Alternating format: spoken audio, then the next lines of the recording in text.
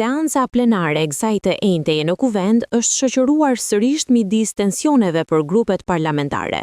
Kreu i grupit parlamentar të PD-s, Gazmend Bardhi, kërkoi në fillim të seancës plenare mbledhjen e Këshillit të Imunitetit për shqyrtimin e kërkesës së SPAK për arrestimin e ministres Belinda Balluku. Bardhi vjoi mëtej duke thënë se ndryshimet që ka prezantuar grupi i Partisë Socialiste në nenin 242 të Kodit të Procedurës Penale janë antikushtetuese dhe për të mbrojtur veten nga ligji, ndërsa shtoi se kuvendi është kthyer në mburojtje të zyrtarëve të korruptuar. E ka bërë kryetari i grupit tuaj parlamentar. E sa për mos kuptimin ton të vendimit gjykatës kushtetuese, të t'jap leksione të drejtës kushtetuese Tauland Balla, është 2 herë fundi botës. Po, 1-0, gjykata kushtetuese i ka thyrë hundët kryetarit tuaj dhe juve gjithë bashk që dilnit studio dhe thonit që ministri nuk pezullohet sepse ka status të barabart me deputetin. Dhe gjykata kushtetuese thot, paraprakisht, gjykata vlerësoi 1-0 se imuniteti i ministrit rregullohet nga neni 103 dhe 73 i kushtetutës. Në regjimin kushtetues të imunitetit të ministrit, ashtu sikurse të deputetit, nuk përfshihet garancia e parashikuar në nenin 242.2 e Kodit Procedurës Penale, sipas cilës masa e pezullimit të ushtrimit të detyrës nuk zbatohet ndaj personave të zgjedhur sipas ligjit elektoral. Pra për 2 muaj ju keni mbajtur peng kërkesën e prokurisë për arrestimin e Belinda Ballukut me argumentin antikushtetues se SPAK-u ka shkelur ligjin që ka pezulluar zëvendës kryeministren tuaj. Prandaj përpara se të vini dhe të shisni dhe nuk ka asnjë vendim që t'i ka dhënë drejt kryeministrit. Në replik të tij, kreu i grupit parlamentar të PS-s, Tauland Balla, tha se në kuvend nuk ka ardhur një kërkesë për heqje imuniteti, por për dhënje autorizimi dhe për këtë të mbledhet Këshilli i Mandateve të hënën 23 shkurtit. Balla u ndal gjithashtu edhe tek rasti i vëllait të deputetes së Partisë Demokratike, Elda Hoti, Markeliano Hoti, i arrestuar të mërkurën e 18 shkurtit në Rom për trafikim të lëndëve narkotike dhe për fshirje në organizat kriminale. Ai tha se ndryshe nga se do të bënte PD, nëse ky rast do t'i përkiste njërit prej deputetëve të PS-s, ata nuk do të bënin asnjë deklaratë. Kuvendin e Shqipërisë nuk ka asnjë kërkesë për heqje imuniteti, sepse as deputetët dhe as ministrat në Republikën e Shqipërisë nuk kanë imunitet. Ka një kërkesë ose dhënje autorizimi për një masë sigurie. Për të qenë të saktë, tani e bëre gafën mbaje, po dhe sqaroni të gjithë ata me të cilët flisni. Nuk ka kërkesë për heqje imuniteti. Sa i përket një kërkese për dhënje autorizimi, zotrote si antar i atij këshilli i emëruar nga zoti Peleshi, si kryetari i këshillit, jeni njoftuar sikurse jam njoftuar edhe unë në datën 23 ora 10:00 për të vijuar me mbledhjen. E dyta, të gënjesh është edhe profesion sot. Dhe për t'ju dhënë një shembull të diferencës shumë të madhe mes nesh edhe jush. Imagjinoni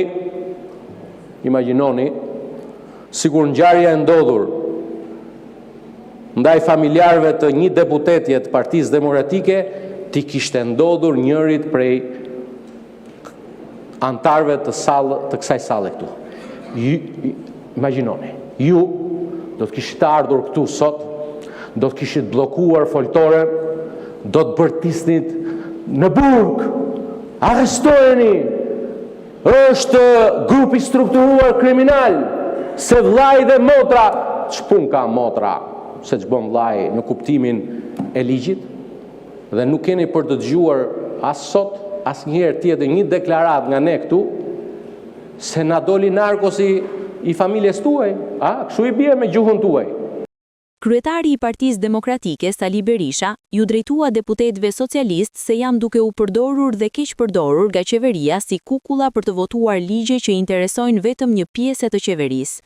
Pret nga ky parlament heqen me urgjencë të imunitetit të Edi Rams në fakt, por në letra të Lubi Ballukut.